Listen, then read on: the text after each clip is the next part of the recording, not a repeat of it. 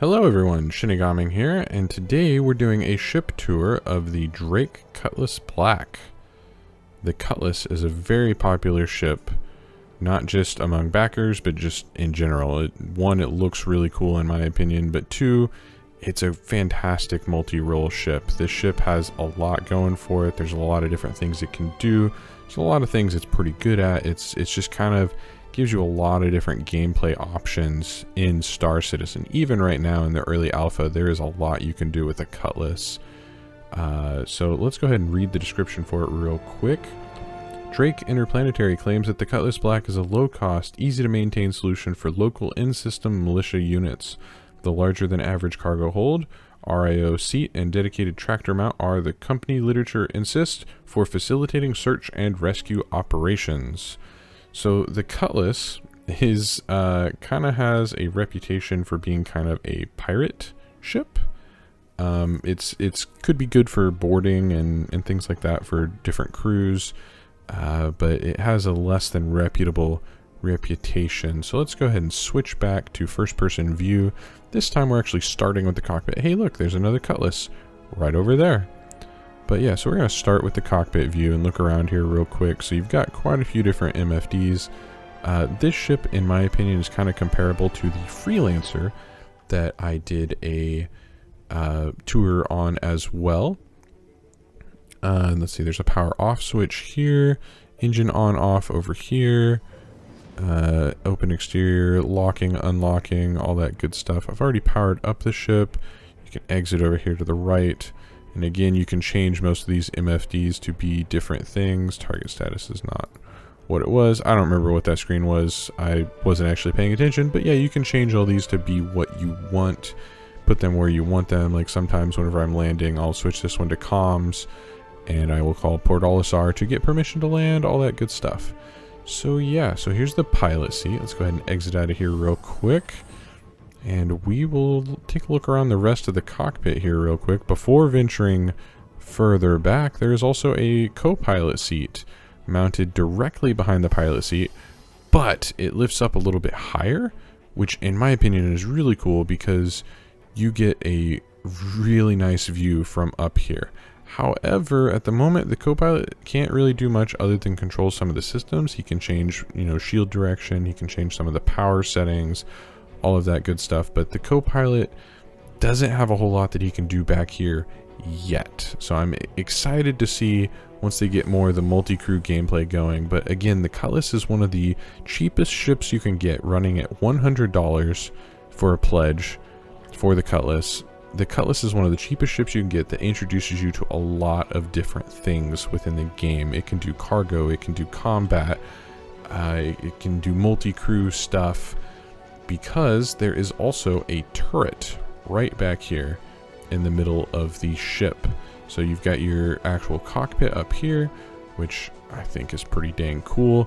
You have weapon racks here on the left. You can store several guns. Like I think there's 1, 2, I think you can fit, no, maybe you can only fit 4, because I think maybe only a gun fits into the center. For some reason I was thinking you could fit 1 here, but I don't think that's right. I think you can only fit 4 weapons here. There are 2 beds, so this ship is really just designed for 2 players. There's a few different component systems here on the side that are not enabled yet in game. I don't know if these storage, they say storage, but I feel like, well, it says 0.24 SCU. I don't know if those are actually going to be used for storage. We'll see, but there's some component things here, some over here. We'll see how some of that stuff adds up into the game. Let's go ahead and take a quick look at the turret view real quick, just to kind of give you guys an idea of how things look from the turret. I like the entry cinematic there that it plays, or the animation, I guess, not cinematic. Let's go ahead and power on the turret. Can't do any firing because we're in Port Olisar, but the turret has a pretty good field of view. It's got pretty high, can aim almost straight up, it looks like. Possibly, that might be 90 degrees, I'm not sure. But yeah, the turret's pretty nice. It's nice having that extra amount of guns. A few different options. There's different gyro modes in game now, which the new gyro mode, in my opinion, is amazing for anyone using a turret. It is so much better than the old turret model. Oh my goodness. I really, really love the new turret gyro mode. It is fantastic. So this is the front half of the ship. We've only gone through part of this ship here. So let's go ahead and open the back section. This is the cargo bay. So back here, there's quite a lot of room. You can store a significant amount of cargo. Let me double check the numbers on that real quick. Yeah, you can store 46 SCU. So not nearly as much as the Freelancer with its 66, but the Cutlass is a little bit cheaper, a little bit smaller, but also, I don't know, it's got a different aesthetic to it. Drake does things a little differently. So this is a giant cargo bay. Everything in these yellow lines, well, not everything. There is a path that goes like right along the edge here that you can walk around, and then this center section does not fill up with cargo, but a good chunk of cargo fills up on the sides, on both sides here. And I think there's some right here in this middle area, right here, like right there. I think more cargo goes whenever you fill this up. There are some seats here in the back, so you could have troop transport on top of your handful of crew members. So you could have pilot, co-pilot, gunner, plus 6 more people back here in these seats. So you could have 9 people on a Cutlass in theory. The back cargo ramp lowers down, which is really nice. Similar to the Freelancer, in my opinion. Nice big cargo ramp to get in there. I think the smaller ground vehicles like the Dragonfly, like I think you can actually fit 2 Dragonflies in here, and possibly the Tumbril Cyclone will all fit in here, but I do not think the Ursa Rover fits. I think it's just a little bit too wide to fit through this back section here.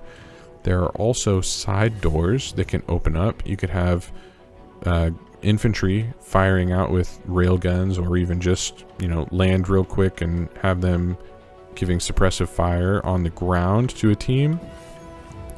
There's doors on both sides here. You can enter and exit this way.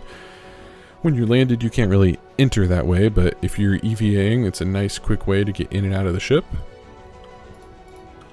And let's go ahead and open, maybe, there we go.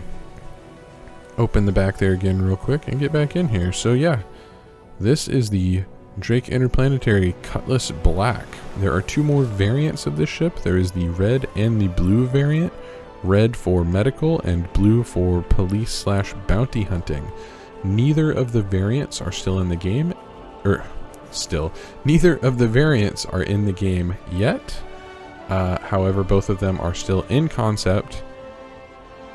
And their store pledge page still shows the old Cutlass artwork. So this is the Cutlass rework, where it was increased in size. Several details changed. There were doors on the side. Actually, no, I think there were doors on the sides. There was a back ramp. There used to be an EVA hatch in the center. The turret used to be kind of more towards the back. Actually, I think it was probably like right about here in the ship. Instead of being up in this front area. There wasn't a front area like this with all the beds and this large open area. This did not exist in the old Cutlass design. It was more like a skinny, you came through a door in the center, through a skinny tunnel, and you were in the cockpit, is how I remember it. So it's been a little while since the rework, but I think the new Cutlass Black is a fantastic rework. I think it is so much better than the old design. You can still get a good look at it through old images, and like I said, the blue and red variants have not been updated on the store page, so they still show the older style for them.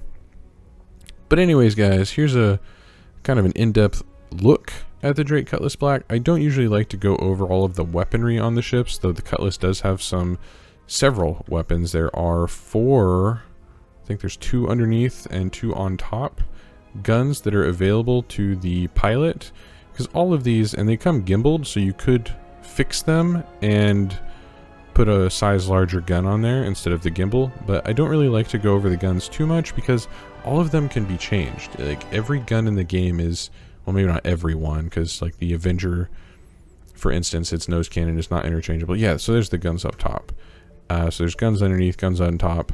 But almost all the guns in-game are interchangeable. You can swap them out for other weapons, like if you want energy weapons or you want ballistic weapons. Lots of different options. There's rail guns, there's just tons of different things that you can do. Plus there is the turret up on top. So the Cutlass has a significant amount of firepower. I think it may even have more than the Freelancer, or it may just be on par. That's a tough call for me to make, but I do really enjoy my Cutlass. I think it flies a little bit more agile or nimble than the Freelancer. Not that the Freelancer is bad by any means, but I feel like the Cutlass is just a little bit more agile in a dogfight. But again, both of those ships are pretty awesome. And also keep in mind, I feel like I mentioned this earlier, but any pledge above and beyond the starter package is not required. You do not have to purchase any other ships.